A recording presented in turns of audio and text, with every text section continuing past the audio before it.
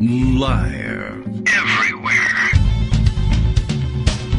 On netrootsradio.com.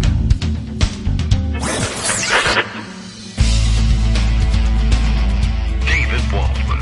Kagro. In the morning. Now, here's David Waldman. Hey, good morning, everybody. How you doing? It is Tuesday, November 9th, 2021. Time for another show. You know how this goes. Bill knows how this goes, and thank God he does, because some days you just don't know what you're going to say. First thing when, well, I know, and you know what I'm going to say first thing, but okay, second thing when we get on the radio. The Kagro in the Morning radio show is live now. Sometimes it's like the 15th thing that we say, but Kagro X guarantees that today's edition is as much fun as a modern American school board meeting, without all the boring parliamentary procedure crap. That's true. Let's cut right straight through that and just get to the hanging, shall we? By which I mean hanging out with one another, of course. You know, you don't want anybody to get in trouble for these things. Not like, I don't know, Paul Gosar, who I guess spent the other day, or actually had his team. I don't know whether it was, I hope it was his campaign team, for his sake. So I guess I mean, I hope it was his legislative staff, so that he gets in trouble. But he was praising his team, whatever that means, for putting together a photoshopped version of, I guess, an anime video that is used widely in memes by kids with nothing to do, and also members of Congress, apparently, to depict himself as, I guess, the hero of, maybe the hero of this anime show, chopping the head off of such villains as, I don't know, Alexandria Ocasio-Cortez, for one. So that seemed like a fun thing to do. And what do you know? AOC herself actually noticed this because, somebody told her about it. And she was saying,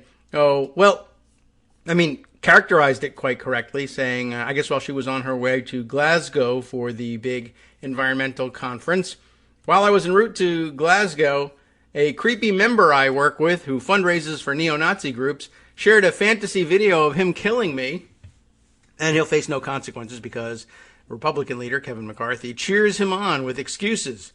Fun Monday. Well, back to work because institutions don't protect WOC, not AOC, but WOC, women of color. They don't protect women of any kind, I don't think, but okay. Absolutely true, and an absolutely true depiction of what happened here, and it was the depiction that Gosar meant for us to take away from it.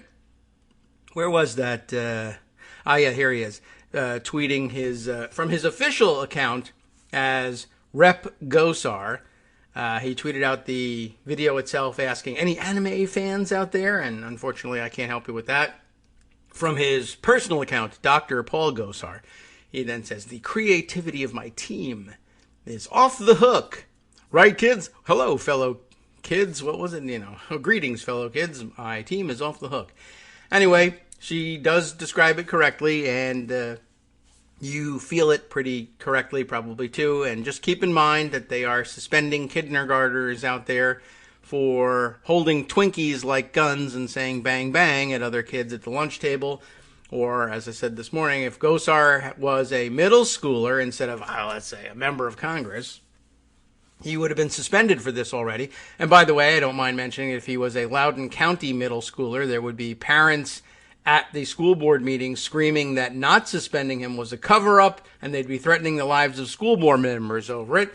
But, as it happens, he's just a simple member of Congress. How was he to know that such a thing would be intolerable? But there you go. We'll just sit around and wait for the various Q assassins to finally kill somebody or cause someone to be killed. Not like it hasn't happened before or whatever, but we're just going to sit here and wait. That's apparently what police around the country are actually doing. I could just dive right into this story. I saw this morning, where did I see it this morning? Maybe because Greg might have been retweeting it, as a matter of fact. But it's Tuesday, so he won't be here to talk about it. However, the good news is that it's Tuesday, and that means that Joan McCarter will be here. And she could talk about this, or we could talk about the fact that this is the end of Infrastructure Week. It's all over. It's, I guess, Eastern Orthodox Infrastructure Week now, and it's all over but the waiting 3 to 4 years for the infrastructure projects to begin, at which time, if things go poorly, then the next Republican president can claim credit for the infrastructure work, and of course everyone worries that might be Donald Trump, which is the only way that normally the only way that something like this would work. I hope for most other default Republicans, people would just kind of see it as ridiculous. But for some reason, people think it'll work for Donald Trump and he'll be able to claim credit for this. And maybe he probably is. I mean, I know that there are Republicans out there claiming credit for him now anyway. Who's the, I can't remember, the complicated, the congresswoman with the complicated last name from Staten Island, who I saw it being tweeted around the other day. I'll have to scroll back. I can find it. I did see it. And I remembered kind of, sort of who she was, even though I tweeted it out with a label of Congresswoman who now. She was out and about claiming credit for all of this as something that Donald Trump had laid the groundwork for. Of course, you remember it being Infrastructure Week all the time, every week for years on end. Well, I guess, I guess that's as good a bunch of groundwork as you could possibly have in order to try to make this claim. But yeah, she was just out there basically saying, well, this is the Infrastructure Week that Donald Trump has been trying to bring to fruition for so long, and decided that the best way to actually get it done was to lose the campaign for re-election, leave office for a year, and then let somebody else take over and do it. But there you go. It's still his work. Here it is from over the weekend. Rep. Maliotakis, right? Is that Maliotakis? Sorry. Maliotakis. I'm going to add syllables to it. Maliotakis. Who was quoted by The Hill as saying, by passing this bipartisan infrastructure bill, we've actually undermined Alexandria Ocasio-Cortez. Sure, why not? Everybody take a shot at this one congresswoman because something rent-free in your head. And anyway, they've undermined AOC and the socialist wing of the Democratic Party from being able to hold infrastructure hostage, and now they've lost their leverage. But apparently she goes on in this appearance on whatever local news station this was, to claim credit for this as that infrastructure plan that Donald Trump intended to pass all that time, even though, he didn't do it, and his version of trying to pass it was sitting in a truck and making truck horn noises. Okay. So anyway, rich vein of things to mine in the Twitter feed. But I thought I would start off first with the thing that Greg tweeted along, which has a different focus. Back to Paul Gosar and the QAnon assassins, both inside and outside of Congress. Reuters did an interesting investigative report on the flurry of threats to our public officials, both on the local level and nationally, but I think they're focusing on the local level.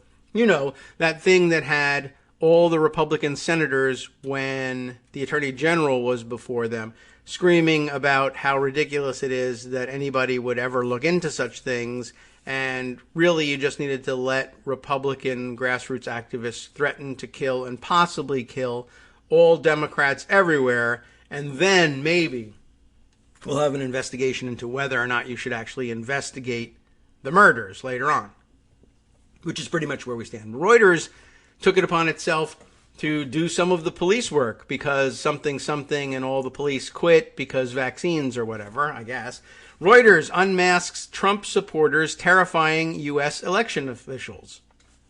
What do you know? They've identified who they are. But of course, Reuters being Reuters, a news organization, they probably won't tell anybody how to actually get in touch with them because now they're sources. But some of them are perfectly happy putting their names out there because, we've done everything we can so far to demonstrate that they're in no serious danger, so why the hell not? After all, even if they are in trouble, they can just use the trouble to raise money on GoFundMe or some of the other right-wing alternatives to GoFundMe, and then become local celebrities and maybe even get a radio show. So what's the downside? Well, here's Reuters' report. Let's run through it. Law enforcement has taken little action as backers of Donald Trump aim stark threats at election officials. Reuters tracked down 9 of the harassers. Most were unrepentant, and I guess this is focusing not on elected officials, but on election officials, the people who oversee the actual elections in which the elected officials, who we will later threaten the lives of, are initially selected. Linda So, just S-O, in case you're looking at for the spelling here, and Jason Zepp, which is just S-Z-E-P, in case you had any idea what I was saying, are the authors on this piece. And we are warned, so we'll have to perhaps censor ourselves a little bit, but I think they help us out a little on some of the printed material. This story contains text, images, and audio clips with offensive language. We could actually play the audio clips, but we're not going to do that because we're going to end up having to bleep the thing, and we don't know whether they did that ahead of time. In Arizona, a stay-at-home dad and part-time Lyft driver you can't stay at home and do that, by the way. Just throwing that out there. So then you're talking about a part-time Lyft driver who otherwise waits for calls in his house. Told the state's chief election officer she would hang for treason. In Utah, a youth treatment center staffer, warned Colorado's election chief that he knew where she lived and watched her as she slept, which makes me think that if any of the youth in a treatment center said that they were watching another person sleep, they would probably be referred to a clinician for some help. In Vermont, a man who says he works in construction, so he probably does, told workers at the state election office and at Dominion Voting Systems that they were about to die. And now I guess we get a quote here that we are spared the actual spellings of these various words, but we get the idea with the first letter and a bunch of dashes. The threat is thus: this might be a good time to put a effing pistol in your effing mouth and pull the trigger, the man shouted at Vermont officials in a thick New England accent, they note. That was last December. Your days are effing numbered, which I guess the thick New England accent now, I mean, how do we do it? What's the Vermont accent? I don't know if it's any, all we can maybe pull here is like Goodwill Hunting Boston accent. So maybe we just not try it. Anyway, the three had much in common. All described themselves as patriots fighting a conspiracy that robbed Donald Trump of the 2020 election. They are regular consumers of far-right websites that embrace Trump's stolen election falsehoods, and none have been charged with a crime by law enforcement agencies alerted to their threats. They were among 9 people who told Reuters in interviews that they made threats or left other hostile messages to election workers. In all, they are responsible for nearly 24 harassing communications to 6 election officials in 4 states. Somebody tell Mark Knoller all of those numbers that we have for him there. In all, they are responsible for nearly 24, right? So 24 harassing communications, 6 election officials, 4 states. 7 of the 9 made threats explicit enough to put a reasonable person in fear of bodily harm or death, the U.S. federal standard for criminal prosecution, according to 4 legal experts who reviewed their messages at Reuters' request. So not only did Reuters track them down and speak with them and get their background and figure out who they were, obviously, in order to be able to reach them, but they got 1, confessions, and 2, went out and got an expert witness to say that, yes, this would meet the threshold for charging them with a federal crime. But never mind. These cases provide a unique perspective into how people with everyday jobs and lives have become radicalized to the point of terrorizing public officials.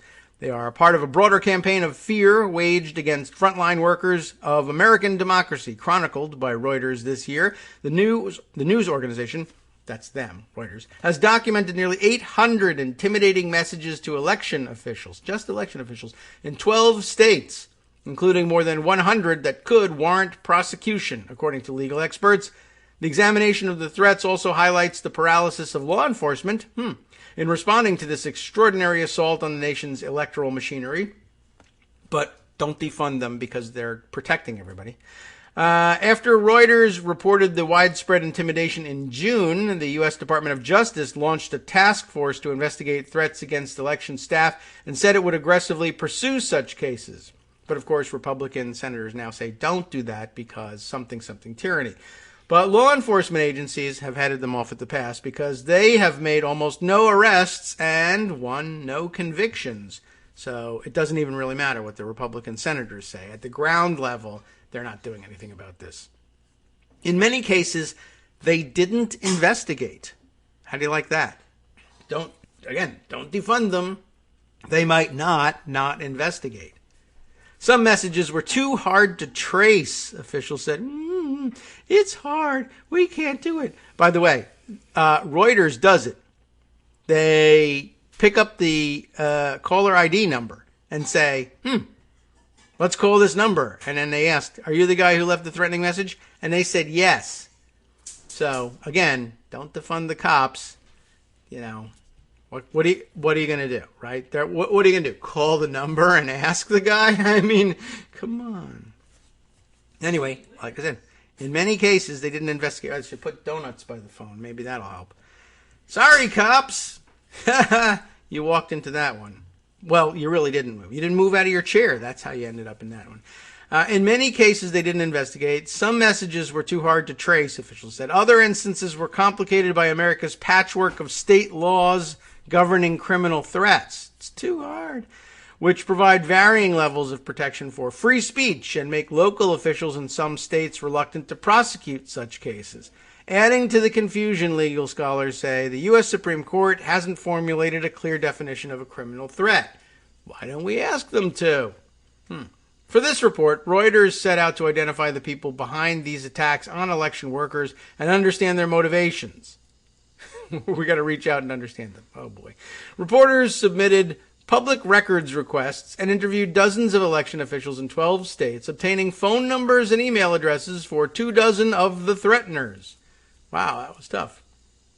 Reuters was able to interview 9 of them. All admitted they were behind the threats or other hostile messages. 8 did so on the record, identifying themselves by name. It's too hard for cops, ladies and gentlemen. In those 7 cases, law enforcement agencies were alerted by election officials to 6 of them. What? In 7 of those cases, law enforcement agencies were alerted by election officials to 6 of them. What happened to the 7th one? I don't know. The people who made those threats told Reuters they never heard from police. So, of course, they'll be doing it again. All 9 threateners interviewed by Reuters said they believed they did nothing wrong, just like Rand Paul's neighbor. Just 2 expressed regret when told their messages had frightened officials or caused security scares. The 7 others were unrepentant, with some saying the election workers deserved the menacing messages. Ross Miller, for instance, a real estate investor in Georgia. What's a real estate investor? It's a guy who buys houses and then flips them, I guess. I guess that's a fine term for it and everything, but, you know, I don't know. Bottom feeder, for instance, would be another way of doing it. Warned an official in the Atlanta area that he'd be tarred and feathered, hung, or face firing squads unless he addressed voter fraud. Okay, I address it. Doesn't exist. Oh, well, that's the wrong way to address it. In an interview, Miller said he would continue to make such calls. He's saying he'll continue.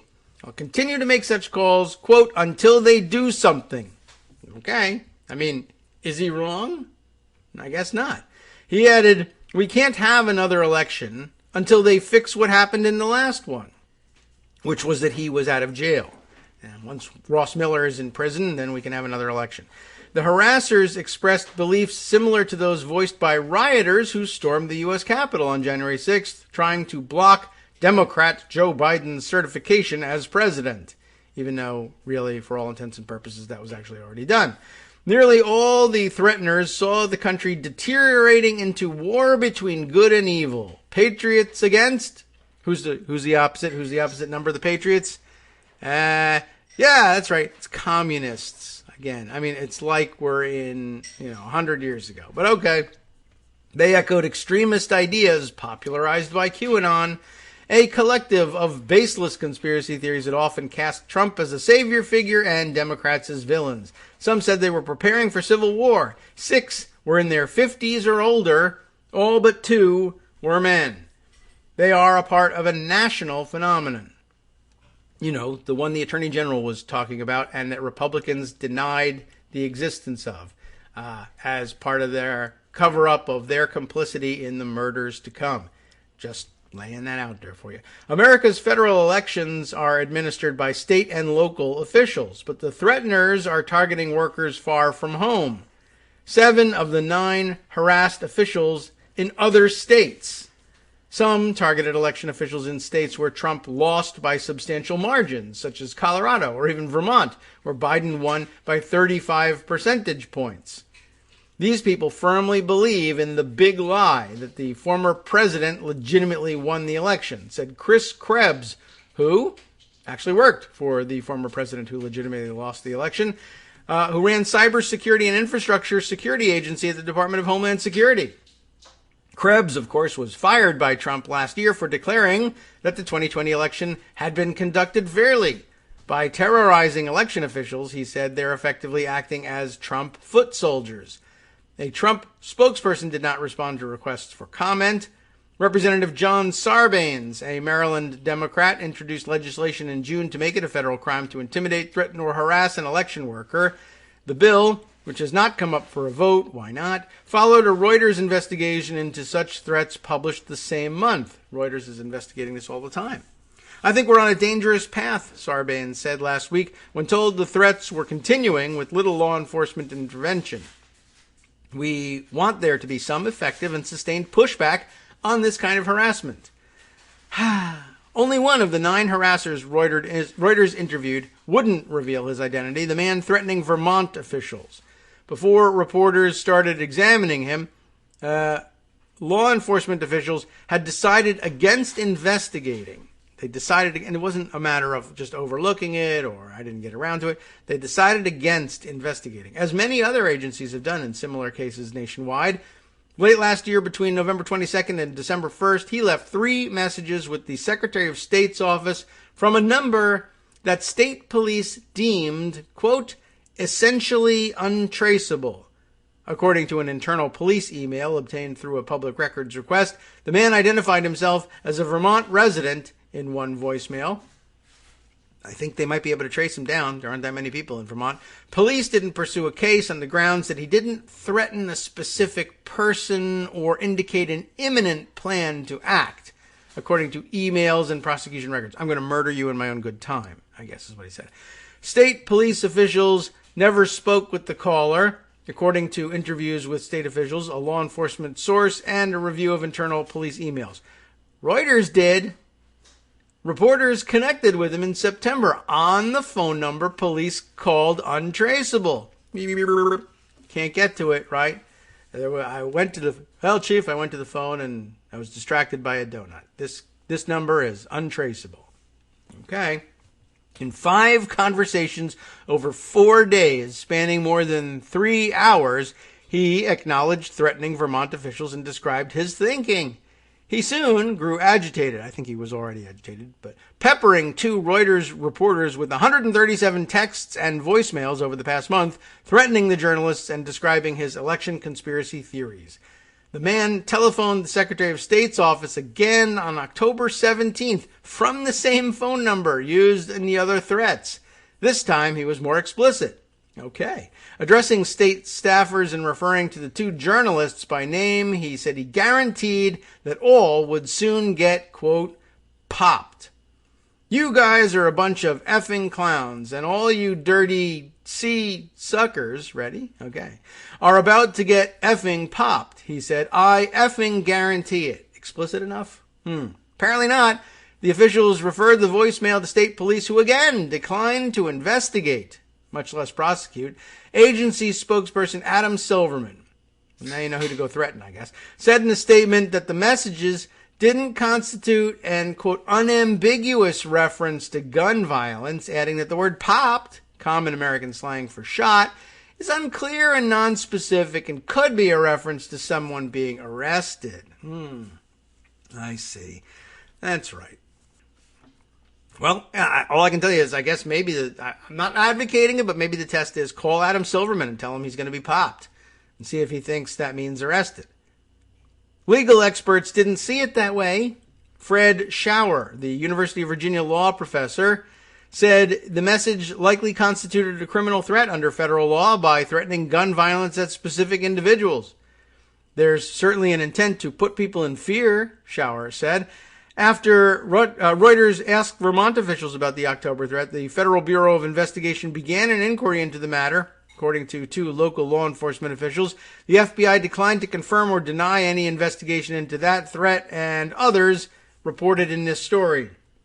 In a statement, the Bureau said it takes such acts seriously, working with other law enforcement agencies to identify and stop any potential threats to public safety and investigate any and all federal violations to the fullest. Wow.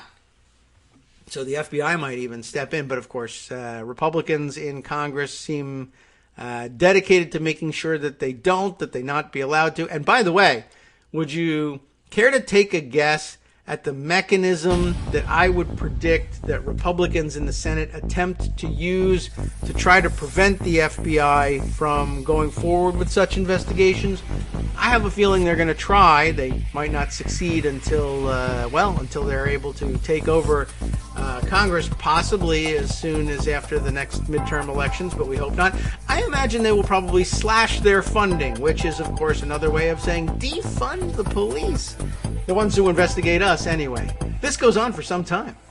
Hi, it's me, David Waldman, the same guy who was just talking to you a second ago. Our Patreon subscription drive is still going strong, with over 175 monthly donors who help keep us on the air. If we've helped keep you going during the pandemic, why not return the favor and help us keep going so we can all be together for the next disaster? Patreon.com, Patreon.com, makes it easy to make secure, recurring monthly contributions to support our show. Patreon.com/KagroX gets you straight to our donation page. Maybe you'd like to thank us for keeping you sane during the Trump era. Maybe you're looking forward to in-depth explanations of what's going on in the Biden administration. Whatever it is that keeps you listening, we need your help to keep bringing it to you. And hey, if you happen to prefer using PayPal or even the Square Cash app, we're up and running with those options too. Thanks again, everyone, for all your support. We literally could not do this without you.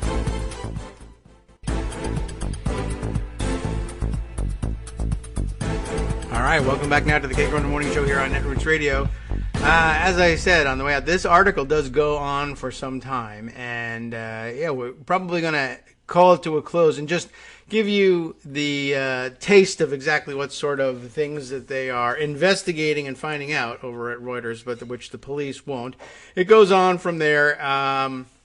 It's threat after threat after threat that no one can understand why they're not being regarded as explicit enough to be investigated, much less that the phone numbers are untraceable, which they never bothered to even forget tracing it. Call it and see who answers and start with that. And if they say, I don't know what you're talking about, I never made such a phone call, then you might have a problem. Maybe. If there's no other, resources at your disposal. But if the person answers and says, yeah, I did it, it seems like good police work. You could just go and, do something about it from that point. But apparently not. Anyway, like I said, I could spend the rest of the show reading this stuff. I want you to spend the rest of the show reading this stuff, or at least that equivalent amount of time. I will do it later on. But, there you go. You really, you should probably spend some time reading through the stuff just to, see it, because it's hard to believe otherwise. Anyway, lots of other interesting things going on, things to follow up on, minor stories, major stories, things that were tweeted, things that are in pocket. Let's get to some of these things anyway. There are quite a few other notes. For instance, this morning, just now, as a matter of fact, I guess Jonathan Allen tweeting the latest from the Punch Bowl News reports that the House Republicans are discussing whether to strip committee assignments from who? Paul Gosar, who threatened AOC with the... No. Strip the committee assignments from the baker's dozen, that is to say the 13 who voted for the bipartisan infrastructure bill. Remember that? Like 2 days ago? If so, this is a good way of putting it, House Republicans would be sending a message that members' votes belong to the caucus, not constituents. That's a fine way of putting it. So there you go. That's going to be fantastic. Remember that they couldn't be convinced to strip committee assignments from people who are threatening other members and getting into constant shouting matches with other members over nothing, like Marjorie Taylor Greene. Democrats had to do that work. But Republicans ready to strip committee assignments from people who voted to build the bridges that everybody says they want built. That seems perfect. Okay, well, that's a pretty interesting item. Also, by way of update, I did get an email from our friend and correspondent Dave R., who sent along this news tidbit from HuffPost following up on, I think we mentioned the story, but certainly you would have seen it online at some point in social media. Teen driver who hit cyclists while rolling coal on them. Remember that kid from down in Texas decided to do the rolling coal thing and then hit them, right? Well, okay. He's finally facing felony charges in Texas, so that's good to know. It's a good follow-up. This was down in Waller County, Texas. The officials announced felony charges on Monday against a 16-year-old pickup driver accused of crashing into a group of cyclists while trying to blow exhaust on them. The collision sent 4 bicyclists to the hospital. I don't know if we would necessarily want to rehash the whole thing, but here's the basic recap. September 25th, a group of cyclists were training for a triathlon because they're a bunch of wimps, right? When the driver started taunting them, the biker said. Now, what would he be taunting them about? Hey, you guys are exercising. That's bad. Or, you're riding bicycles. Why don't you be a man like me and get your parents to buy you a fancy truck? I don't know. But that's what he decided to do. They say he's taunting them. The biker said this, revving his engine to spew exhaust on them in what's known as rolling coal. When the driver sped up to reach another group of bikers to annoy them, he hit 6 of the 8 people riding along, causing a massive crash and sending 4 cyclists to the hospital, 3 with serious injuries. So, anyway, now, there you go. I think at the time, the driver wasn't arrested, right? That's right. He just stood around for a while and did nothing. And his parents showed up shortly after the crash. Police arrived and let the teen go home without any citations, even, prompting an uproar from the Houston area cycling community and other humans. Pretty amazing. Anyway, later on they got around to doing it, so that's nice. Officials said they appreciated the patience of the victims while investigators sifted through evidence. Putting that out there that in other places, when the perpetrators of people who are suspected of perpetrating some crime but who look different from this teenager very often get shot and then whatever. But these guys were patient. They waited around and waited for the law in which the gears turn so slowly to work their way around. Now, of course, we find out. We'll go through the whole ordeal of jury selection that will say, no, there's nothing wrong with hitting bicyclists. And we'll see how this one comes out. But he's a juvenile, so there won't be very much satisfaction anyway. But then again, mad bicyclists could then show up at local elected officials' meetings with torches and pitchforks and accuse them of a cover-up. And don't you tell me that the fact that this guy is a juvenile means you can't give me the details. I want to know what you're doing to punish him. And if you don't, you're all a bunch of pedophiles or something. But hey, we just don't do that, I guess. All right. On the small bore level, I just thought I would also inform all of you that another prominent official in one of the states where they don't seem to believe that COVID is a real threat has got COVID. Another anti-vax person. The headline from, I hesitate to use the New York Daily News, but that's the one I saw with it. Politician to miss his anti-vaccine mandate rally because he has COVID. At least they gave it a good headline. Who's the guy? Let's see. State Representative Jeff Hoverson, I guess. A Republican lawmaker in North Dakota will miss his Monday rally opposing vaccine mandates because he has COVID-19. Instead, Representative Jeff Hoverson said he will stay home, ready for this, and take a cocktail of medications, including the unproven antiparasite drug ivermectin and the malaria remedy hydroxychloroquine. So that's good. I thought last night that he was saying he's also going to go get the Regeneron, but I don't see that in the report. Maybe I imagined that. So good. Terrific. Maybe the ivermectin will rid us of him after all. Go Ivy. I root for you. The lawmaker, by the way, who is also a pastor, told the Associated Press that he tested positive last week for coronavirus. He said 3 of his teenage children will attend Monday's rally at the State House. He is the father of 6. 3 kids want to run away from home. 3 of them are going to the rally to give all the people at the rally coronavirus. And, it's covered, He also, by the way, has battled mask mandates. He was barred from boarding a flight with his wife at Minot International Airport late last month after taking issue with a TSA pat-down. You want to know who took issue with that was the person who had to do the pat-down. I've seen the photos. Hoverson said he and his wife were traveling for their anniversary, so that means you don't have to pat me down or something. There was some logic to it or another. I'm a white guy and an elected official. Leave me alone. Let me do the things I want to do without any security investigation. Okay. So he's got COVID. He's going to take some ivermectin. Maybe it won't work for him. We'll find out later whether or not he's dead. And there you go. That's what they're doing. And they're doing this in North Dakota, the most infected state according to, in the union, according to Worldometers. So, nothing's going to happen with that, I'm sure. He's got COVID, of course, because 1 in every 5 people in the entire population of North Dakota have had COVID, and that's just officially speaking. That doesn't get into anybody that might have had it and somehow not reported it. But the official numbers are that just about, I guess today they'll probably top 20% officially reported as having had COVID at some point during the pandemic.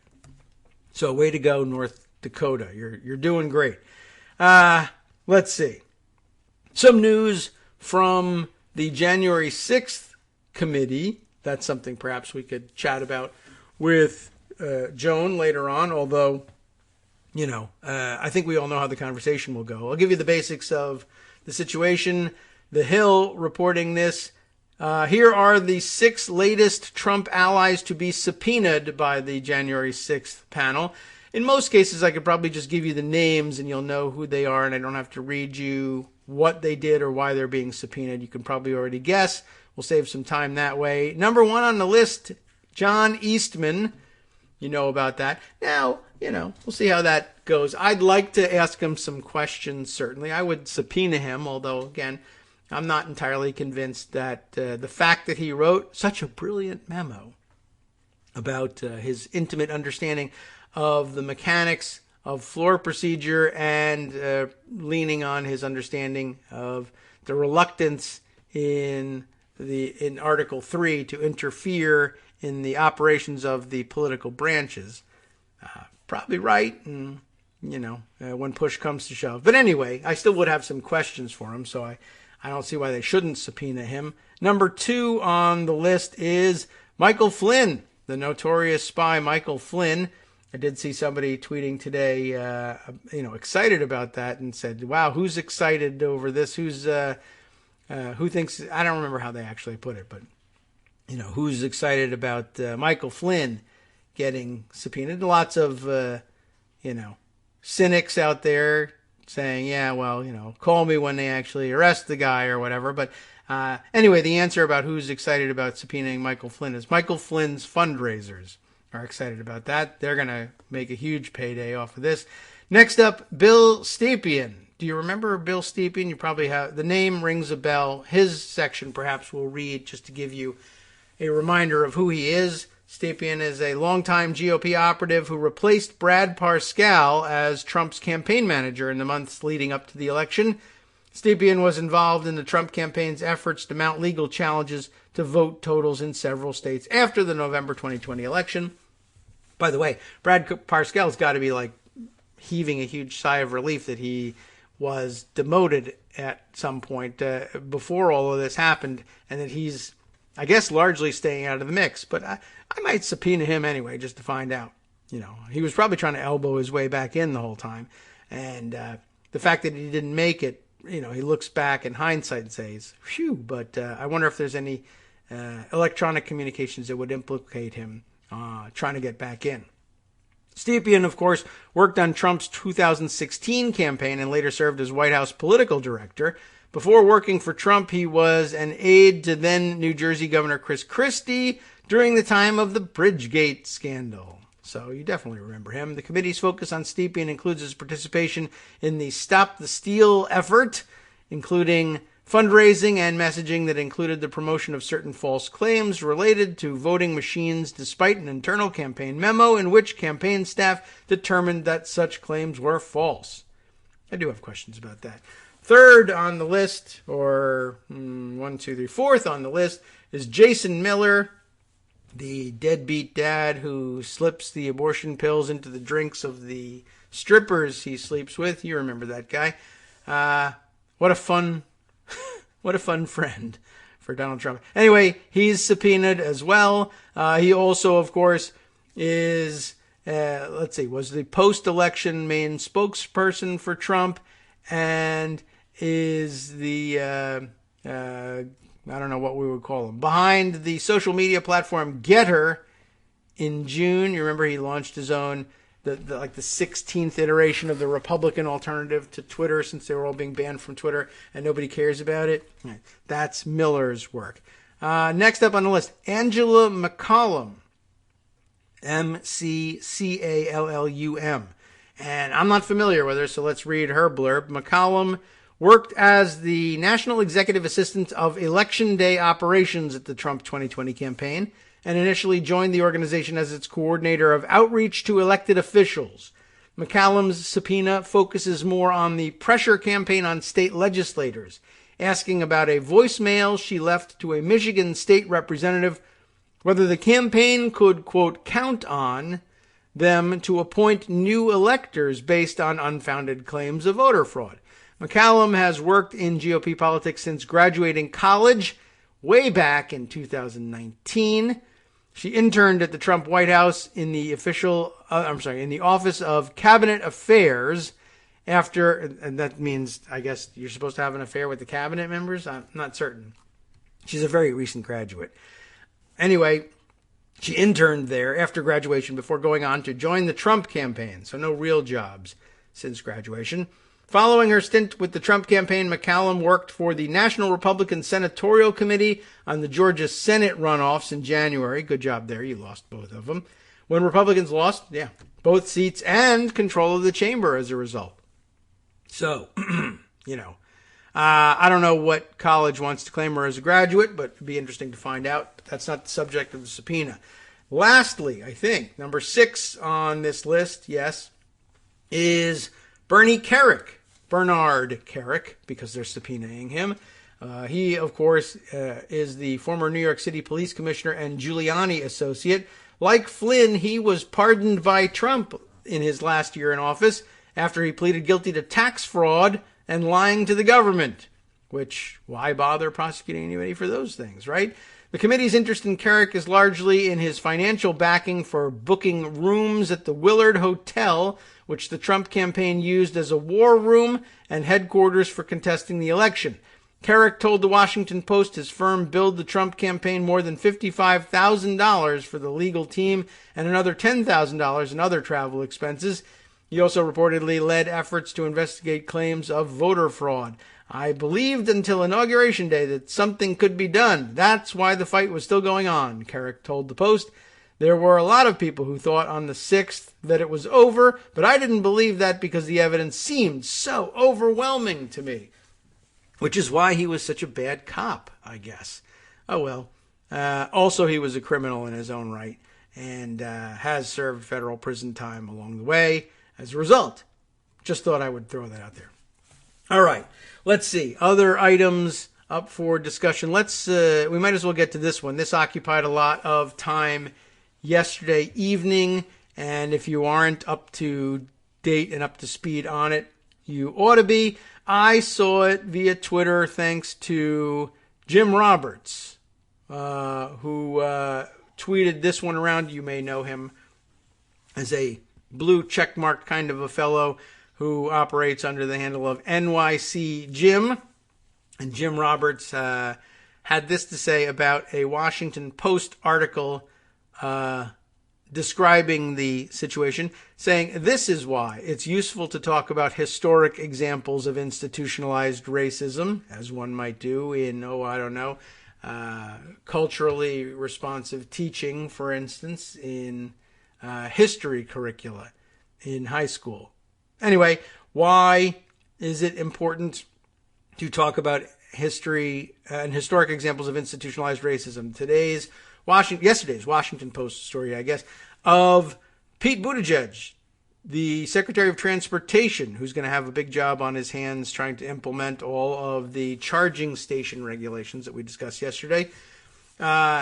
Jim is referring to the piece by Philip Bump in the Washington Post under the headline, "And this is why it's useful to talk about historical examples of institutionalized racism," which makes sense given that Jim said that exact same thing. Jim was actually just retweeting the article itself, and I think that the text of his tweet was automatically generated by the Post's Twitter machine. Here's what Philip Bump had to say. Speaking at a White House news briefing on Monday, Transportation Secretary Pete Buttigieg described how the recently passed federal spending bill would allow his agency to address a number of issues and problems marring the country's infrastructure.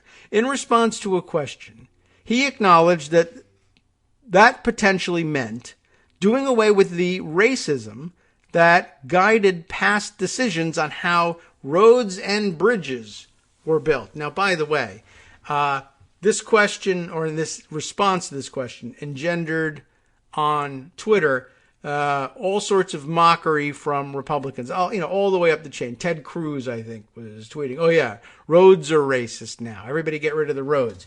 We had Kellyanne Conway chiming in about this on Twitter, saying, again, this whole thing is so ridiculous. She said, "What is it? Warning, this is not a skit. This is Buttigieg describing this stuff." We'll get maybe to Kellyanne Conway a little bit more later on. She's in the news for being doing something else incredibly ridiculous. But that's her MO. For now, we'll stick with what Philip Bump is saying. The question was asked of Buttigieg because he has mentioned those design decisions before. And he goes on to say, "I'm still surprised that some people were surprised when I pointed to the fact that if a highway was built for the purpose of dividing a white and a black neighborhood," he said, "or if an underpass was constructed such as a bus carrying mostly black and Puerto Rican kids to a beach, or it would have been in New York, was designed too low for it to pass by, that obviously reflects racism that went into those design choices. I don't think we have anything to lose by confronting that simple reality." When The Hill shared a video of Buttigieg making that claim, it quickly, again, became a focus of mockery among right-wing commentators and some Republican politicians. There's some links here if you want to see who's been doing it. And Ted Cruz is in fact linked in here. Let's see. There's another of the, who's this guy? One of the red state people, I think. The other terrible Stephen Miller. from The Spectator, who says, can't be parodied, he's saying about this. And then, just like Kellyanne Conway, oh, it's not a skit. Just a bunch of idiotic jeers. But the thing is, it's a real thing. Golly gee. In short order, Buttigieg's comments also served as an opportunity not only to elevate the specific story to which he was referring, but the utility of educating Americans about a complicated history of systemic racism. In other words, as Bump finishes the story with, every time they open their mouths and do something dumb like this, they give another good reason why it's important to educate people about this. This is a real thing. The secretary was referring to a story from Robert Caro's The Power Broker, a book that is generally recognized as one of the premier examples of journalism in modern American history. It centers on Robert Moses, a mid-century New York City official who set out to reshape how the city's residents moved, mostly successfully.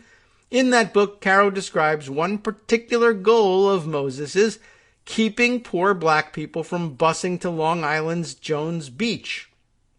Moses had restricted the use of state parks by poor and lower middle class families in the first place, by limiting access to the parks by rapid transit, Caro wrote. He had vetoed the Long Island Railroad's proposed construction of a branch spur to Jones Beach for this reason. Now he began to limit access by buses.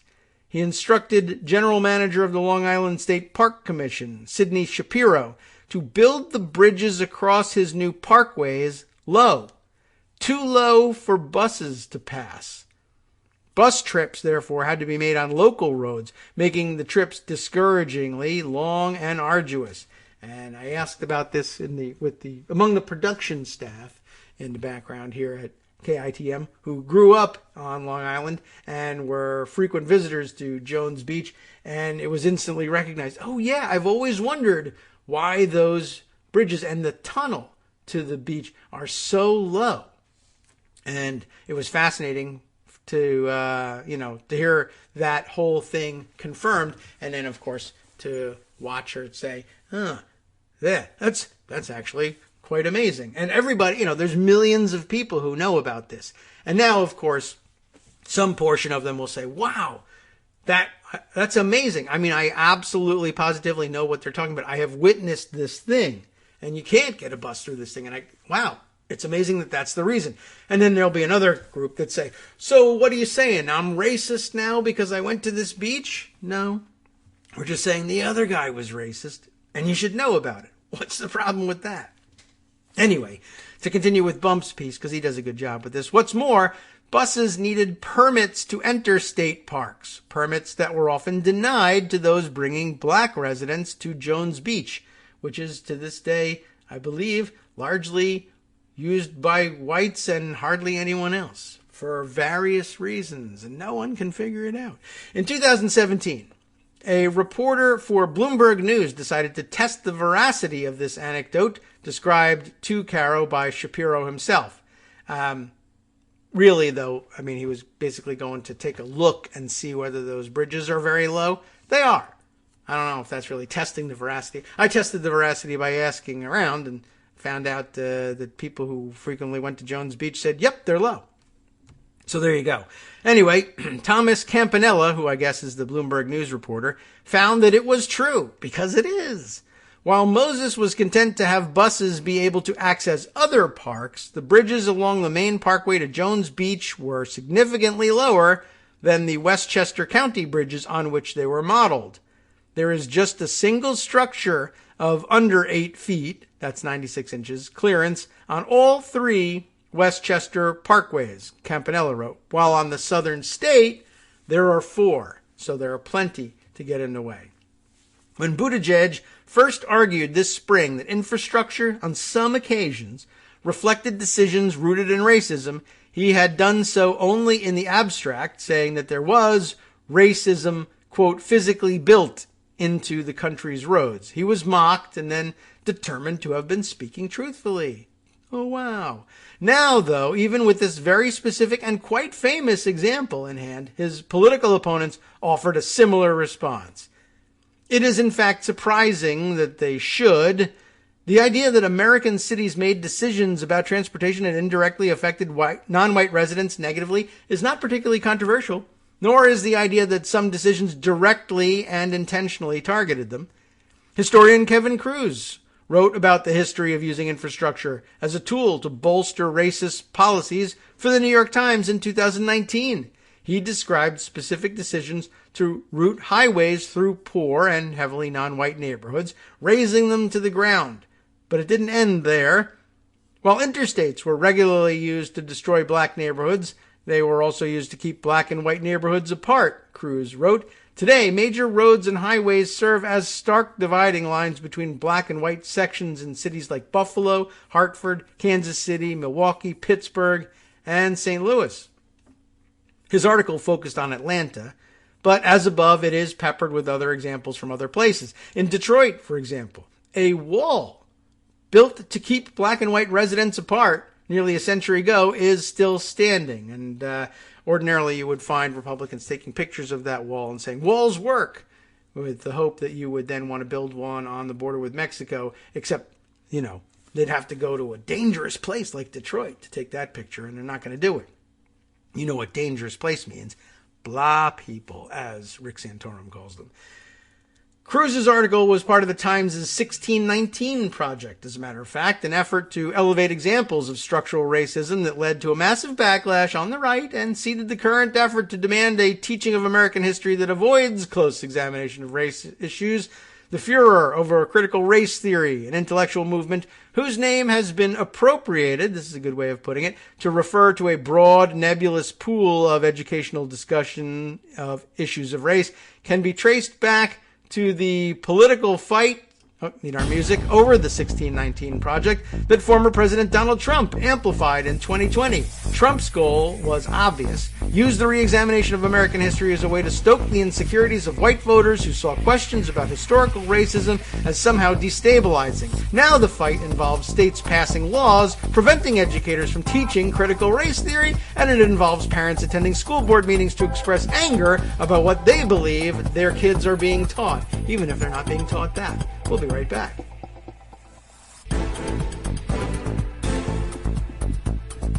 All right, welcome back now to the Kagro in the Morning Show here on Netroots Radio. We're almost at the end of this article, so we might as well read the last two short paragraphs about it. Just to remind you what we were talking about. The renewed Buttigieg kerfuffle, and it might only be slightly unfair to call it that, but they love the word kerfuffle in the newspapers. Like gubernatorial, really. I love that one, not so much kerfuffle, but the renewed Buttigieg kerfuffle, which is quite a mouthful, really, should serve as a counterweight to that effort. That would be the effort of Donald Trump to stir white voters' insecurities about teaching historical facts about racism.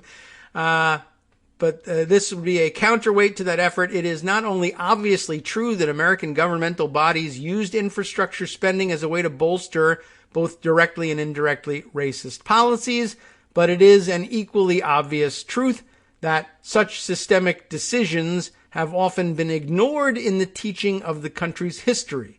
The 1619 project was meant to help elevate some of that history, and in so doing, it elevated the debate over its teaching. That proved irresistible to the political right, but as the example of Moses and Buttigieg demonstrates, opponents of teaching this history keep showing why it needs to be. And that's the way the article ends. I feel like that cries out for saying needs to be taught, but okay. I think that actually works syntactically, but anyway, quite a piece and well done. And it reminds me of about 15 different things, so I don't know if I'm going to get to all of them, but somewhere in pocket here. The other day, I put aside what I thought was a particularly good Twitter thread. If I can find it, did I put it in? Yes, I did. I think I did. Here we go.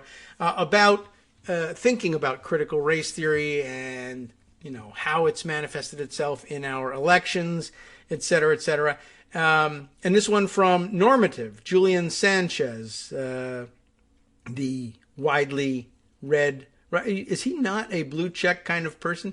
I guess not. That's amazing. I thought he might be, but and is Sanchez still was he Washington Post or New York Times based writer? I can't even remember. And if you don't put it in your Twitter bio, I'm not going to get it right. I can never remember where people are publishing these days. But anyway, I think everybody knows Julian Sanchez by now. And he writes, a few thoughts about the way the branding of the new boogeyman as critical race theory has made the discussion around it polarized and unproductive, to the benefit of, and probably as intended by, those who did the branding. He starts off by, responding here to a widely circulated clip of CNN circulated on Twitter from their Sunday news show, the State of the Union one, hosted by Dana Bash in this case, putting the question to Virginia Senator Mark Warner, are the Democrats too woke, Senator? And he actually almost bursts out laughing in his facially anyway in his response. But this is just one of several similar questions setting up this idea that there's something wrong with the way Democrats are actually trying to incorporate some sense of sensitivity and awareness of their base and the problems that they've faced for, like a couple hundred years or whatever. And that obviously is somehow politically undesirable. But anyway, Julian Sanchez puts together, I think, a very interesting thread about critical race theory that you might actually be able to use if you ever had a discussion with anybody who was open in the least to rational discussion about it, but who might actually be approaching this from a different perspective, like the other side. I just really thought it was an interesting one. So he goes on to say, first, it's of course true that K through 12 schools are not, quote, teaching critical race theory any more than they're teaching vector calculus. You know that, right? And you probably argue that all the time. And this is the instinctive response of people who had some sense of what critical race theory was before it became a buzzword. I would include in that people who gained some sense of what critical race theory was after it became a buzzword, but actually, found out what it was, maybe from people who knew beforehand and explained it, and they absorbed that lesson. But most people, as he notes correctly, had never heard of CRT before it became a buzzword. To them, it means a fuzzy constellation of stuff happening in schools that I'm uncomfortable with, right? And that is very explicitly the point of the folks making the crusade or mounting the crusade. And it's very true. And I have, his next tweet illustrates it, and I have a couple of other articles about the guy that we should be reading and discussing, except I don't really want to give him that much oxygen, but it is important to dissect what he's doing, who he is, and what he's up to, and you'll hear the name. We've mentioned it before. Julian's next tweet points this out as he ends the previous one saying, that is very explicitly the point of the folks mounting the crusade. The goal, he's quoting here now, the goal is to have the public read something crazy in the newspaper and immediately think critical race theory, right? We have decodified the term and we will recodify it to annex the entire range of social constructions that are unpopular with Americans, which is an awfully egg-headed thing to say for somebody who's trying essentially to lead a crusade against pointy-headed liberal elites. But, he's supposed to be the thinking conservative that you're all going to follow here. It is illustrated by a link to the Washington Post piece about Christopher Rufo, the former documentary filmmaker who has become, as they say here, the go-to activist for the GOP in the political fight over race. Julian continues that the plan explicitly is to hijack the label, evoking an abstruse academic theory that might motivate a secret elite plot. Right, a secret elite plot to slap on the whole cluster of loosely related phenomena, and the fact that it's inaccurate is somewhat ingeniously a component of its effectiveness, because, predictably, people with at least a passing prior acquaintance with CRT say, that's absurd. Nobody's teaching that to ninth graders, which is literally true. But the stuff in schools people are vaguely uncomfortable with is indeed happening. That may be true, right? So, when people say, this is nuts, schools aren't teaching CRT, it feels to the other people like gaslighting. Because the folks who just learned the term don't mean the same thing by it. They mean whatever's going on in my kid's school that I'm uneasy about, right? If you taught the kids that slavery was the cause of the Civil War, when I've been raised to think it was states' rights, I'm uneasy about that. That must be critical race theory. And when you say, they're not teaching critical race theory, I say, are you kidding? Look at this. I have proof. Here's a picture of my son's, history quiz. And you show it, and it shows that the person is the kid's being taught the correct response about the cause of the Civil War and the role of slavery. And everybody's like, what is that proof of? First of all, that's correct. Second of all, that's not critical race theory. It is, because someone said it was to me when they told me what critical race theory was about. And instead, they just walk away and say, I can't believe you're trying to gaslight me at this. It's just like you liberals. And then they just get angry about the gaslighting on top of it all, which also isn't happening. Julian puts it this way. So now, there's a sense of conspiratorial agenda that's reinforced. Well, they're denying it's happening, but my kids told me all about X, Y, and Z. What are they trying to hide? It's a cover-up, I tell you. Right? Keeping the dispute at this level of vague abstraction also tends to short-circuit any potentially fruitful discussion of the merits of particular things that people are concerned about. Because there's a wide range of concerns with widely varying degrees of merit to them. But you can't discuss any of it because they believe the other side is engaged in a cover-up and gaslighting. Some parents just want their kids to learn a sanitized rah-rah version of U.S. history and would prefer that racism be treated as a kind of unfortunate footnote to a stirring history of liberty. That attitude is reflected in a lot of the anti-CRT legislation we've seen. And the correct response to those parents is, well, I'm sorry. And I know it's not quite how you remember learning things as a kid, but it's accurate and kids should learn about it. That said, not all the concerns are born of jingoistic delusion. There are more specific things happening in classrooms that are DEI adjacent, which is, what is that? I don't even remember if I can tell you what it stands for, and some of you probably know offhand, but I'm confused and working on the radio on the fly. And let's see, is there anybody? Diversity, equity, and inclusion. That's the training methodology that they use to bring the teachers along so that they're including these things in their lesson plans. Okay, so where were we? There are more specific things happening in classrooms that are DEI adjacent and either are legitimately objectionable or at least reasonably debatable. Julian continues now, understandably, because the folks driving the moral panic are acting in bad faith, they are.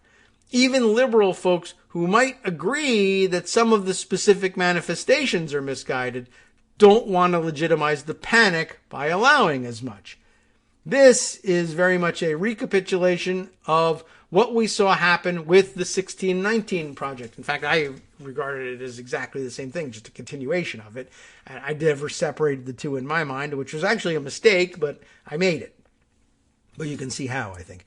So this is very much a recapitulation of what we saw with the 1619 project, which had a number of fairly significant factual errors, apparently. I'm reading here and just assuming that he's got a reason to say that.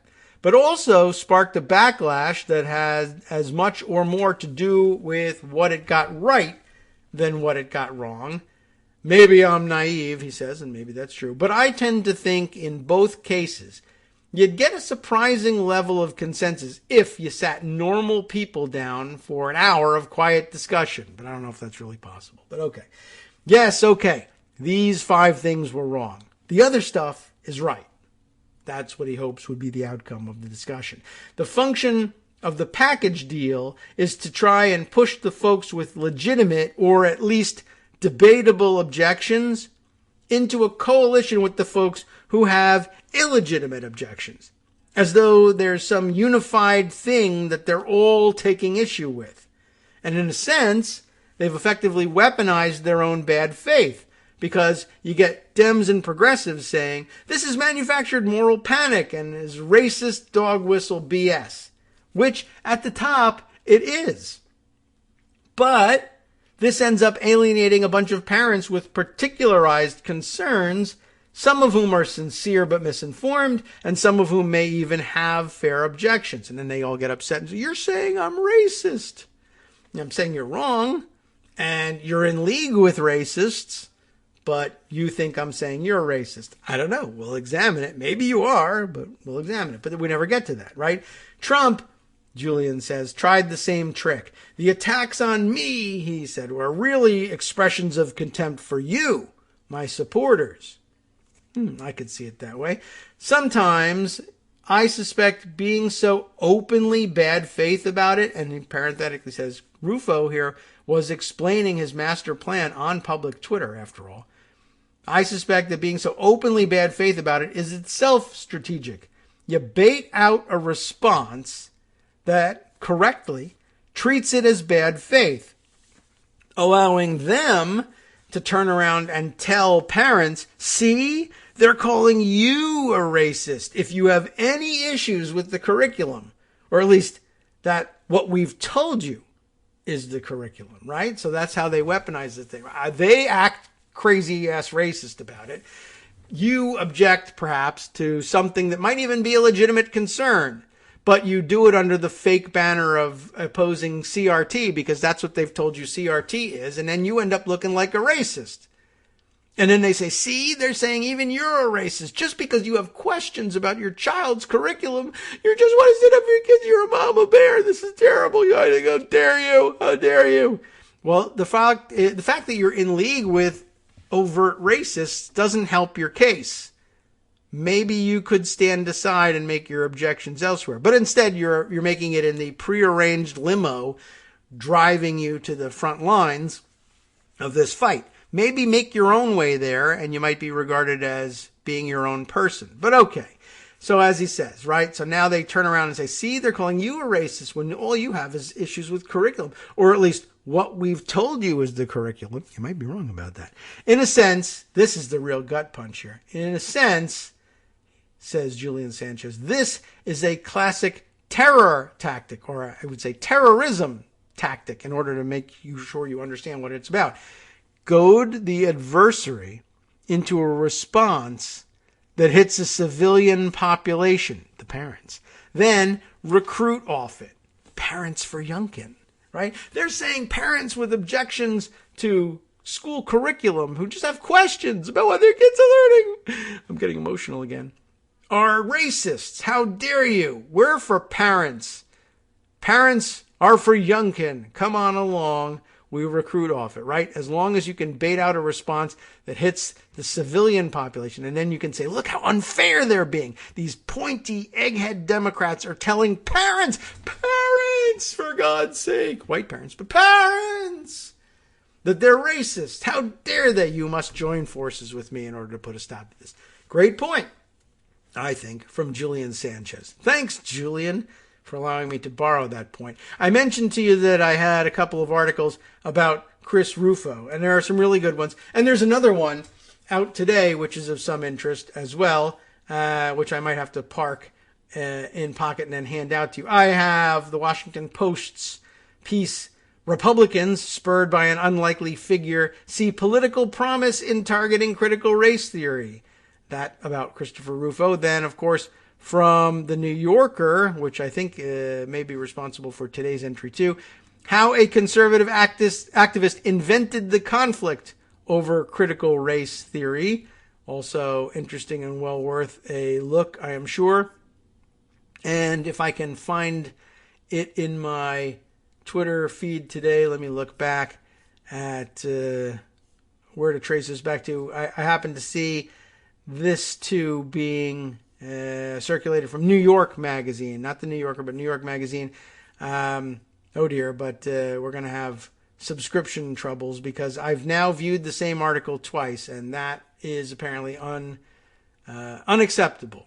to the good people at New York Magazine. But it is, when keeping it woke gets racist, liberals should say so. Eric Levitz getting some notice around the Twitters this morning for, I guess, taking liberals to task for not calling it out when they, I don't know, when in his view, some of the either not CRT, but perhaps DEI curricula gets, veers off track. When you might run into something that parents might have what Julian Sanchez is referring to as, having legitimate objections to. Possibly, I don't know. I mean, I'm a little put off by the whole approach, but you may not be. I don't know. But basically saying, well, when it does go too far or veer into troublesome areas, maybe you ought to recognize it and call it out so that you can stand on firmer ground and legitimately defend that cultural sensitivity instruction which makes sense to you. But on the other hand, I will, this is a classic don't hurt me, crouch defense kind of thing. I don't know if it's really a great idea to defend everything that comes under the umbrella of DEI or CRT or whatever label you want to hang on it. But there hasn't been a great deal of success, I don't think, in the, well, if you're the liberal that calls out this thing, it's basically, do you want to do the Sister Soldier move and triangulate and say, some of us are good? It works for a time on some subjects, and I don't know if it's really transferable to other politicians and other situations over other issues, but I guess that's at the heart of what's being proposed here, and it makes me a little bit uneasy, to say the least. All right, to double back on some other stories that I thought it might be of interest to bring up, let's see. I mentioned that there was more about Kellyanne Conway that I wanted to bring up, in addition to joining stupidly in the mockery of Pete Buttigieg over his sharing the story from, the well-documented story from an actual book, which if you weren't busy banning and burning all the books, you might have read at some point. Ted Cruz, who went to Ivy League schools and everything, and probably, I don't know, maybe he does remember that. Maybe he probably even read that book. But if you just read them instead of burning them, you'd be better off. But that wouldn't stop you, because you know very well that you can exploit people who think reading books and learning from them is, pointy-headed, egg-headed sort of elite thing to do. And you can yell at people for doing it. Anyway, so what's her name? Kellyanne Conway, also in the news from yesterday for slightly different reasons, but equally stupid reasons.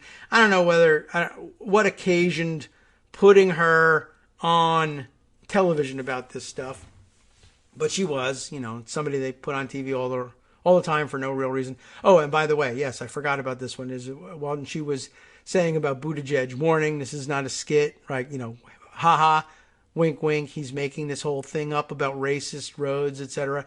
Do keep in mind that she thinks the Bowling Green massacre happened, but that the bridges low on the Southern State Parkway didn't happen. So, just in case you were thinking of taking, clues and cues from her, I don't think that was actually going to happen, but there you go.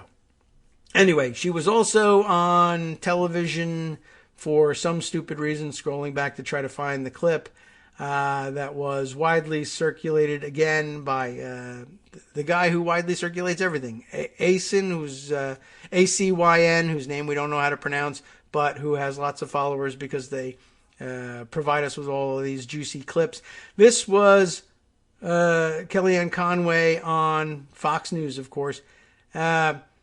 I guess basically, I'm guessing from the lack of context here, I have to make this guess, but looking to hit Joe Biden on supply chain issues and the supposed shortages or rising prices for various commodities around the country, et cetera, et cetera. And her line on it is, I worked in that White House for 4 years. We never even heard of such a thing. There was no supply chain crisis, which... well, okay. I mean, at best, she's saying, I worked in the White House for 4 years, And because I didn't work on policy, and I never did, I never learned what supply chains were or how they worked. And so I don't know what that is. That's why I never heard of it. Because, of course, if you were in the White House during the early days of the pandemic or the first 6 months of the pandemic, you witnessed supply chain crises of all sorts. I mean, on one level, for regular consumers, no toilet paper in like most of the East Coast for 3 months. It was just the fact that nobody got around to calling it a supply chain crisis. They were talking about it in terms of people hoarding toilet paper because they thought they'd be locked in their houses for 6 months. But that's a supply chain crisis, yes. And of course, like, how about, I don't know, the fact that you were stealing PPE from off the backs of medical workers on the front lines and hijacking shipments of masks. People were tying T-shirts around their faces for lack of medical surgical masks in this country. And all the PPE that was supposed to have been stockpiled was nowhere. We had, what was it? Somebody else pointed out. Yeah, for the governor, the Republican governor of Maryland, having to fly a charter plane to Korea to pick up test kits, right? Because there were no testing kits available to him, and then have to call out the National Guard to protect the shipment once it landed in Maryland so that federal agents didn't steal it for the Trump administration, right? They were nurses working in garbage bags in hospitals around the country because there were no gowns. There were people tying T-shirts around their faces because there were no masks. There was no toilet paper on the shelves. There was no such thing as hand sanitizer for months. People were trying to cook stuff up in their bathtub with aloe vera gel and alcohol to make their own. We had distillers shutting down their production lines and producing hand sanitizer to try to make up for the supply chain crisis. Like, she missed the whole thing. She had no idea. She must have witnessed it. I know she witnessed it. She commented on it. She just didn't know that there was a thing called supply chain. Now they've hung a label on it, just like she probably didn't know that there was a thing called critical race theory until somebody hung a label on that. I just found it amazing and outrageous, and just, gets your blood boiling all over again. I can't believe they didn't hang the lot of them for what they did on the pandemic. Never mind. I mean, don't never mind. But, you could hang them all over again for the insurrection. But really, just for the pandemic, people should have dragged them out of the White House. But, I can't say that unless I'm a member of Congress. I can make a video of cartoon people killing them all and get away with it, apparently. All right. Let's see. Other issues in pocket. Of course, we're coming up to the break, so maybe we can try and set things up for our last segment and lead into it, maybe with something related to something Joan might actually be interested in. Although I think she's interested in yelling at Kellyanne Conway, that's for sure. That's an easy thing to do. Is there anything else that we need to do in order to set up our discussion? I don't know. Probably not. Well, she can lead a discussion on her own. She's pretty good at that, and we'll just play along. It should be fine. I do have a couple other stories I might be able to squeeze in. I thought this one was kind of interesting. This might actually work. Who did I see tweeting about this first? I don't know. And I'll probably never know. Oh, unless I can... Is this it? Yeah. Okay, I found it. Holy mackerel. Random Twitter user with whom I am unfamiliar, who tweets as 1980 Dorothy, also known as Peace, Love, and Outrage, noting that a teacher in our area, and it turns out to be Illinois, a teacher in our area threw a 2-month public fit about mandated vaccines and weekly testing. But you get the same thing around the country, right? Crying at board meetings, threatening lawsuits, etc. She was going to be fired this week. So guess what?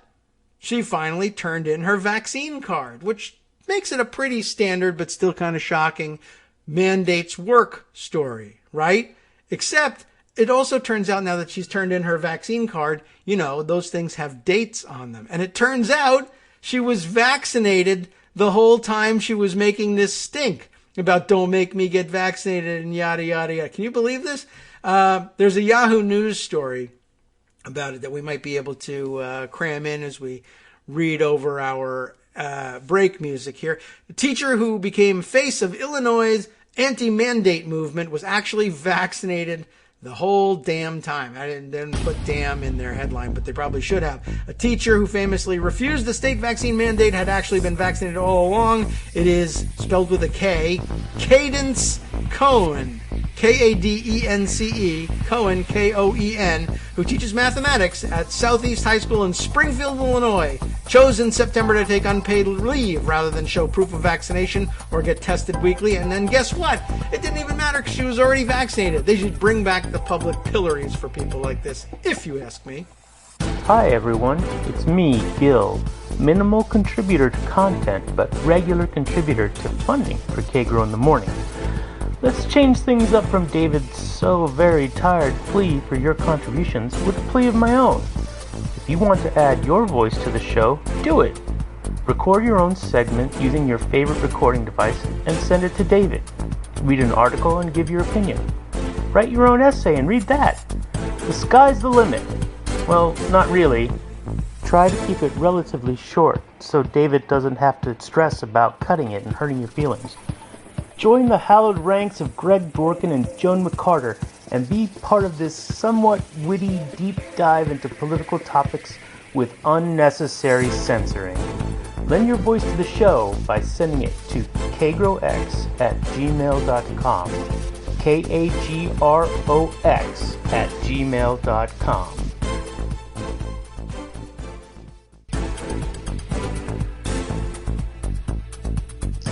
Okay. Hey. Well, you're right on for it. All right, so getting in place, good morning, and welcome back, everybody, to the Kagro in the Morning Show. We're live, just getting ready for the segment. Joan getting in place. Lots going on, I'm sure, there this morning, as usual. And hopefully you didn't lose your mind over Kellyanne Conway at any point in her ridiculous comments. 'Cause that's what she's supposed to do, is distract us, I guess, but... I just don't understand. I mean, that's up there with... Oh, I'm losing names again, as usual. It's early. Yeah. It's early. I put it up there with the Bowling Green Massacre thing, quite honestly. The Bowling Green Massacre. I was thinking of the Prager. Oh, yeah. All right. And how can you imagine if people with AIDS were as vilified as unvaccinated people? Sure, back I can't. In the day. Right. Once again, making me wear a mask is worse than the Holocaust, and making fun of me for being unvaccinated is worse than what they did to people with AIDS, back in the 80s. Yeah, sure. Always the victim, and always the victim of the worst persecution ever. Always. Yeah, right. I mean, the Kellyanne Conway thing is just sort of, in a way, just classic Kellyanne Conway, right? Just deny the actual situation. What would have motivated anybody to put her on TV at this point? I don't know, but I guess she thought she'd offer up a cheap hit on Biden and decided that the supply chain thing was the way to go. And I guess that it probably works too among Republicans. They're like, I never heard of supply chains until last week when I heard that Biden screwed it all up. Yeah. But when that thing about there's no toilet paper and I'm only allowed to buy one package of meat per trip to the supermarket, that's some other kind of chain, I guess. I don't know what screwed that up, but it wasn't Trump's fault anyway, and had nothing to do with supply because I don't know what that means. So therefore, this is a brand new thing. Anyway. The PPE thing is the thing that keeps coming back to me, because I just remember how horrifying it was to think that there weren't that hospitals were fighting to get masks. People and were gowns using them, and having to reuse them again and again and again. Wearing garbage bags. Somebody sent me yesterday. The New York Yankees sent rain ponchos to the hospitals, to use instead of PPE. And then, all the incredible stories about all that stuff, all topped off in the end with finding out that Jared Kushner was stealing it all. That wasn't really helpful either. Yeah. No, not a problem. Not a problem. No. The revisionism is just... Yeah. Like like we missed all these things. Like Robert Kraft didn't send, what was it? Didn't he send the Patriots team plane to Korea or something to pick up supplies? Yeah, I mean, unbelievable. That, and people reminded me of Larry Hogan having to call out the National Guard to make sure that Trump didn't steal his tests that he flew in from Korea. I forgot about that. Yeah. People have good memories out there. Not if you're watching Fox News. That'll undo it. But I mean, I guess that was what made. I guess that's probably what the statement was designed to do, was to make us all furious at that once again. But I'll give it a few minutes. It's okay. I don't mind. Besides which, what am I going to do? Infrastructure Week is over. So Infrastructure Week is over. The CBO is not really saying when they'll be able to give the score that the House moderates insisted they had to have before they voted. So. Okay. Oh, were they going to get a score on this? But that anyway? Was this morning. The CBO says. We anticipate releasing estimates for individual titles of the bill as we complete them, some of which will be released this week, but they don't think they're going to be able to have it by the 15th, which is the deadline, the entire score. Okay. And that's as much as I can tell you on infrastructure right now, really. Yeah, okay. It is a complicated and long bill, and combing through it and putting a price to everything. I mean, I assume they started before, earlier, but it is very dense. Well, stuff has been changing so fast too. Yeah. As they pull in and out various revenue streams, as they figure out what is and isn't going to be into the bill. They could be into the bill. Yeah, I'm trying to multitask here. I just queued up the story about the crazy caucus, the Marjorie Taylor Greene caucus, trying to get not only their fellow House members killed, stripped of their seats. Or their committee seats for having voted for the infrastructure bill. She doesn't want anybody on committees. If she can't be on them, nobody can. I guess that's probably it. I saw something about that earlier, but okay, so that's now on. So poor Fred Upton in Michigan, who's, nobody's ever going to accuse Fred Upton of Michigan of not being a Republican, but he's getting death threats at his office. Well, all right, sure. Why shouldn't everybody? That's the way. Because Marjorie Taylor Greene tweeted out phone numbers of all of the 13 members who voted for the bill. The 13 Republicans tweeted out their names and their office phone numbers and called them traitors. Yeah, well, that'll do it. Of course, it's all publicly available, but you know how lazy those death threat people are. They don't typically look up the numbers themselves. So she did them a little favor. In between her trips to the gym, she made it easy for them to phone in death threats. And of course, I just spent some time earlier in the show reading the Reuters report on death threats that are being leveled against election workers around the country, the ones that they won't investigate. And but it was very interesting watching them not only find these people, call them on the phone and get them to admit on the phone that they did this, but then reporting, the police, by the way, have not done any of this investigation because they think it's either there's something that shouldn't be prosecuted or couldn't be prosecuted, or in one case they said, well, the phone number that was used to make these threats is essentially untraceable. And then Reuters calls it, and the guy answers and says, hello, I'm the guy who threatened him. Oh, okay, good to meet you. Which state? Vermont was where the threats were leveled, but I don't think the guy was... Oh, no, he did. He eventually identified himself as a Vermont resident. Yeah. So Vermont is the one where they actually said, untraceable, which, I guess maybe that's the new you can't get there from here. I don't know. But no gold star for the guys in Vermont for not calling Vermont the law enforcement has some work to do. I guess so. But there were some. I think Reuters said they got a hold of 9 people. Just called the numbers and said, "Are you the one that said that you were gonna murder all the people?" Yes, that's me. Do you mind going on the record? No, apparently not. So I mean, cool, I guess. That's how we got all the January 6th people. So, yeah, but then nothing's happening with them either. So, you never know. But you never know. Yeah, I mean, and I guess this is the answer to why. I mean, I kept saying last night, while I was wrapped up in the moment, and poor Alexandria Ocasio-Cortez complaining about what Paul Gosar was doing to her, and saying, of course, nothing will happen to him because he's a member of Congress. But here, these are just regular people. Nothing's happening to them either. Yeah, because, well, free speech. Sure. Yeah, this is kind of a problem. Of course, Kevin McCarthy's saying nothing about Paul Gosar or right now about whether he's going to expel these 13 members from their committee seats. Yeah, that'd really be something for voting for the bridges that they all said they wanted.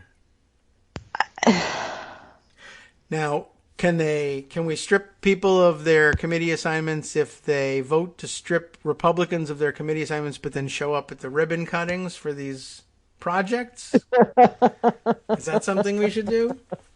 I think that would be more than appropriate because that's going to happen. Look what we built. Look what we're doing. Yeah.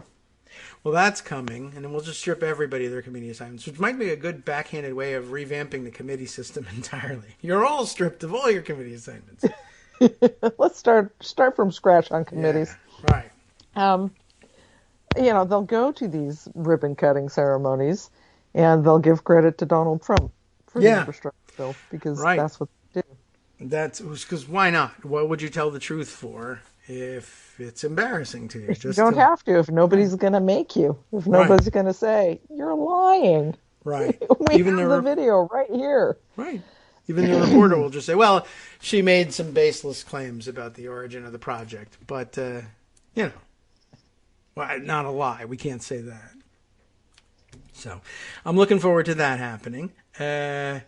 And it will happen. Yeah, I mean it's a routine thing. They even have a little catchphrase for it, right? The say no and vote no and take the dough, as they've said in the past. So definitely gonna happen. And I think it's official policy. They'll probably all get little circulars from the Republican leadership office saying, "Yeah, go do this." This is the amount that your district is getting, and these are the projects that have been Yeah, just make sure you say that Republicans did it and something Donald Trump.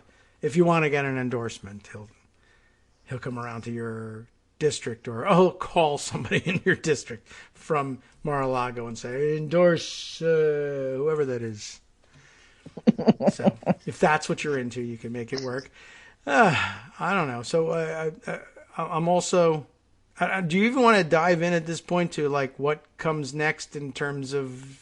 Are they ever going to be able to... Well, I have a question for you. Oh, okay. How deep into the rabbit hole of budget reconciliation and debt ceiling did you get yesterday? I don't know, not that far. Although after the show, I was intrigued by the thing I stumbled across yesterday. Why do we have to have a instruction in the budget resolution to use reconciliation to raise the debt ceiling? But I never really went too far into that yesterday. But I guess that comes next.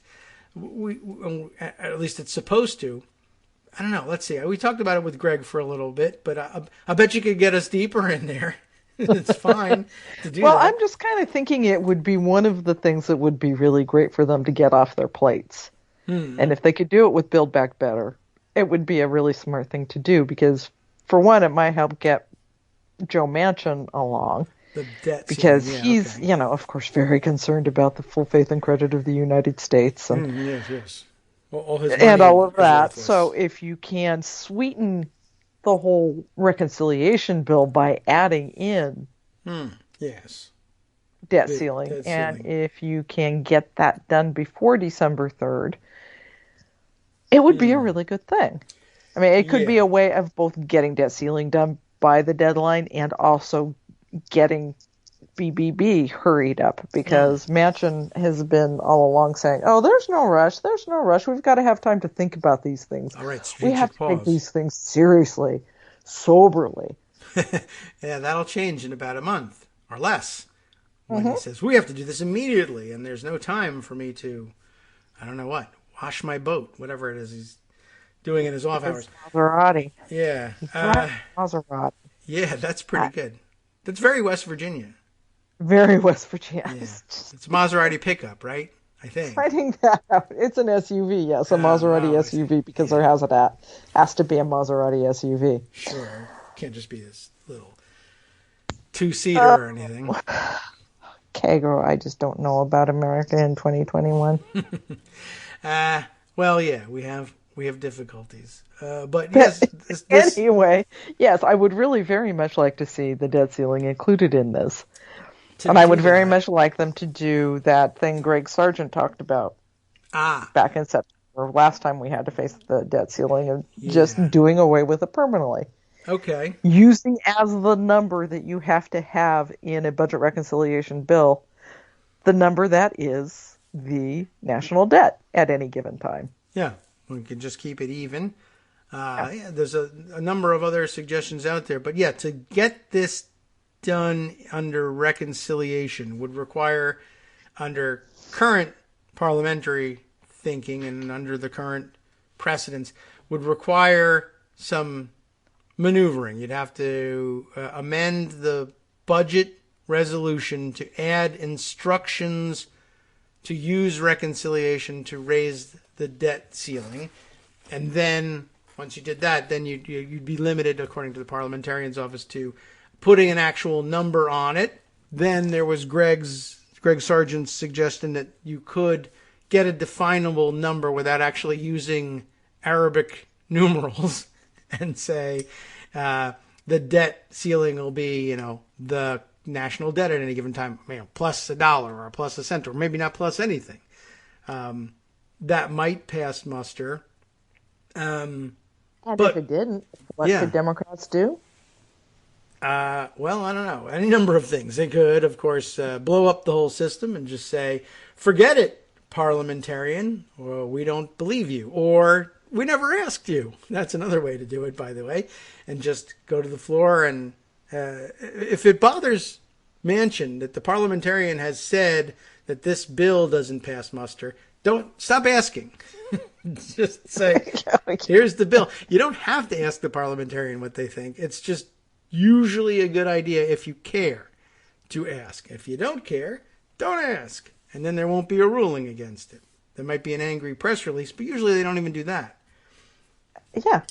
But, you could just ignore. You could overrule. You could leave her out of it entirely. Yeah. I like that idea. Right. It's not going to happen, but, I like it. Unfortunately, overruling her probably isn't going to happen anyway. Yeah, it would be interesting to see if it came down to the absolute deadline of December 2nd, 7 o'clock at night, and the parliamentarian says, no, you can't put debt ceiling in. What Joe Manchin is going to do. Yeah, that's someplace where he might possibly, break his own little personal rule about not wanting to overrule or ignore the parliamentarian. Because, well, at that point, of course, if the full faith and credit of the United States is in question, then the big pile of money that he keeps somewhere is maybe not worth anything. And can't finish paying for the Maserati and whatever. So, and can't pay for any of that magical black tape that can plug a hole in a boat. I see advertised on TV. Whatever they call that stuff. And you need that if you live on a boat. So, right, all these problems that would ensue for him, maybe that would convince him. But yeah, I don't know. They may or may not want to be talking to the parliamentarian about these things. Then I was just sort of struck yesterday by a thought. I still haven't really worked it out, but I know that the current rule is that in order to include this stuff in reconciliation, debt ceiling, or any of the other normal stuff that they do under reconciliation, you have to have instructions in the budget resolution so that there's, some plan to follow. You say the budget committee writes the budget and says, under reconciliation, we're going to have the transportation committee come up with savings in this area equaling this amount of money, and et cetera, et cetera, et cetera. But it seems to me like the debt limit thing is different in kind. I understand why it was included, but I don't think it necessarily means that the process had to be the same from the beginning. And I'm curious about what kind of ruling you could get from a parliamentarian about raising the debt limit as an amendment to a reconciliation bill, even when there weren't instructions. I'm sure in the first instance they'd say no, but I might overrule them on that and say, it's not something that they have to, make decisions about. I kick it out to a committee and they come back with a number, but other than deciding on what the number is, there's no mystery. There's nothing that has to be worked out at the committee. We need to raise the debt ceiling. There's only one direction that you can go in that counts as raising the debt ceiling. I don't think you're allowed to lower the debt ceiling I guess you can if you're not at it, but you can't lower it to underneath and then cause a default. Well, that's where the idea that Greg Sargent has is it just, wherever the debt ceiling is, that's what we're going to pay for. Right. And I mean, if it's up, great. If it's down, fine. Yeah. I mean, I don't see why it has to be a number if you are always going to just kick the number forward anyway. Yeah. So what's the point? But because there doesn't need to be any sort of policy change. There's no policy involved. No programs change. It's just the number on the debt limit goes up or it doesn't. And I'm not certain why a committee really needs to be bothered with this. I also wasn't sure why, as it turns out, the committee instructions usually go to Ways and Means, which I wasn't sure where do those instructions go. I don't know why the budget committee isn't in charge of raising the debt limit itself, which was my first thought, that maybe it's just dumb to have the budget committee write a budget that instructs the budget committee to give itself a number. Couldn't we skip that? But as it turns out, the Ways and Means Committee does it, but based on what? They write tax policy. No tax policy changes when the debt ceiling goes up. No programs change when the debt ceiling goes up. It's an automatic thing, either up or not up. It's such a self-contained thing in terms of the rest of appropriations, the rest of revenues. It's all separate from all of that entirely. Yeah. So, yeah. I'd be curious to know what they'd think of it. I mean, I think it would just come down to, I don't know, the rules say this. So it has to happen that way. But then if you had the votes and Manchin was afraid he was going to lose his mansion because he ran out of money because the full faith and credit of the United States was in question, maybe he'd go ahead with it. I don't know what happens to Kirsten Sinema. She loses the F-off ring. I guess just to pawn it. Or melt it down for the gold or something. Maybe she doesn't have as much at stake. But I don't know where she is on the debt ceiling thing. But presumably, if she's trying to, play it down the middle on things, presumably the debt ceiling is something she doesn't want to mess around with. But who knows? She doesn't talk about it. Well, so, yeah, we've less than a month till we find out, and no indication that they're moving any faster or even moving at all, I guess, on the reconciliation bill. The Rules Committee in the House, I guess, is preparing for its consideration. But any other indications of anybody moving quickly towards No, because they're in recess. Okay, well, why not take a recess? They say they can't do anything because they don't have that CBO score. So, I hope that, they're still talking to Senator Wyden about his tax plans. I hope that somebody's working on Manchin and Sinema. I don't even know if Sinema's in the country. Yeah, maybe not. Could be raising money anywhere. Luxembourg, Liechtenstein. There's lots of money in those places. Yeah.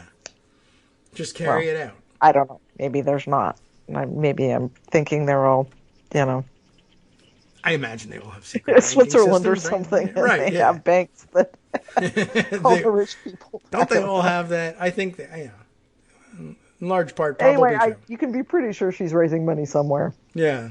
All right. Well, that doesn't help us figure out what she's about. But even if she were around, she wouldn't tell us. So perhaps that's not the worst.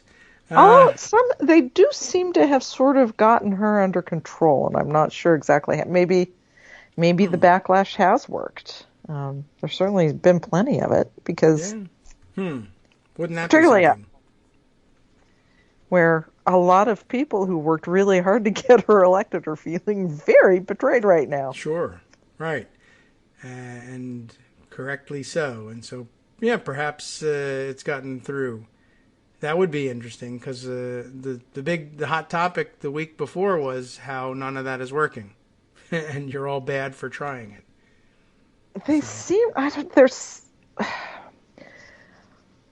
It was an interesting thing that happened 2 weeks ago 3 weeks ago. First, it looked like everybody had figured it out, collaborated, decided how they were going to approach her. They were just going to entirely ignore her. And proceed as if she were irrelevant. And all of a sudden, we're sort of seeing Sinema working out tax stuff with the House, talking to people, actually talking to other members. Maybe that worked. And then there was sort of the idea, and it did not work, of jamming Manchin by passing Build Back Better and the bipartisan infrastructure bill together in the House. We saw how that worked. It didn't. I kind of think that was the other thing that they were working on, was just presenting Manchin with a done deal and saying, you're with us or you're against us. Okay. And that could still come into play. I don't know when. If the House can't vote by the 15th because they don't have the CBO score and the sabotage squad refuses to.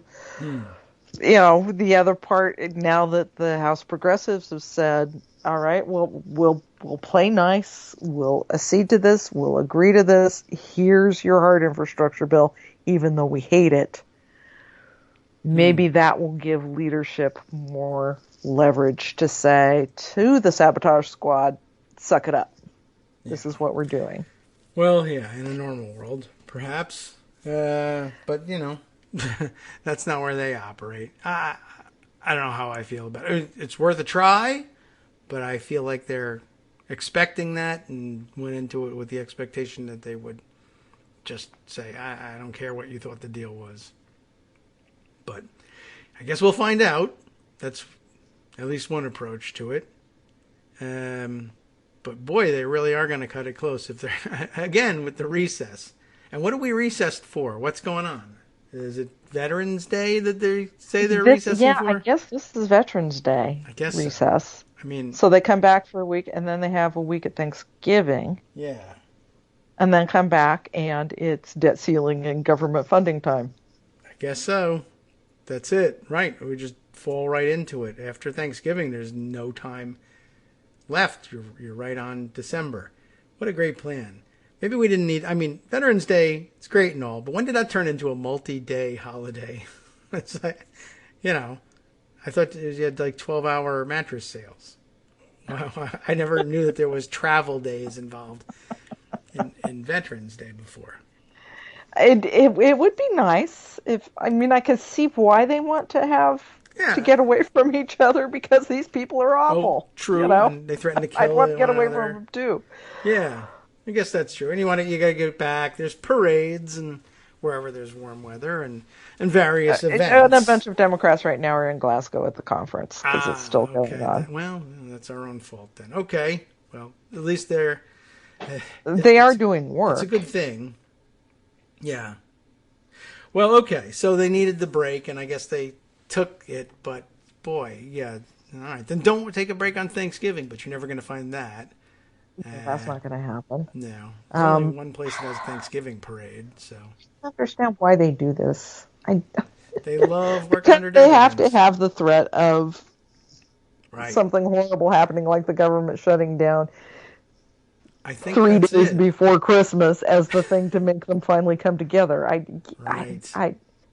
It's not any kind of way to run a government, Kagro. It doesn't seem that way. I wouldn't try to do it that way, but we keep getting told that how many ways Congress is really like high school all over again, and maybe that's this too.